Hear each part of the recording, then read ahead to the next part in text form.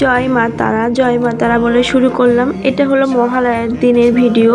তো মহালয়ায় আমরা কল্পতরুণ উৎসবে গেছিলাম দক্ষিণেশ্বর গেছিলাম ওই দিনটা, যেদিন দক্ষিণেশ্বর মহালয়ার দিন ছিল, বুধবার। এত ভিড় ছিল, তোমাদেরকে ওই দিনে ভিড় হয় আমি জানি। আমি বিয়ের আগে 2বার গেছি, বিয়ের পরে এই একবার গেছি, মানে আমি 3বার গেছি। এই দিনটা আমার খুব ইচ্ছা ছিল স্নান করে একটু পুজো দেবো, কিন্তু এত যে ভিড় হয় কি বলবো, পা ফেলার জায়গা নেই। দেখতে পাচ্ছ এখানটা একটু ফাঁকা আছে, কিন্তু এবার যাচ্ছি গঙ্গার ঘাটের দিকে। দেখো আমরা কে গেছিলাম, আমার শাশুড়ি মা, মানে আমার 2টো শাশুড়ি মা গেছিলাম, সবাই শাশুড়ি মা, তো সবাই গেছিলাম। দেখো গঙ্গা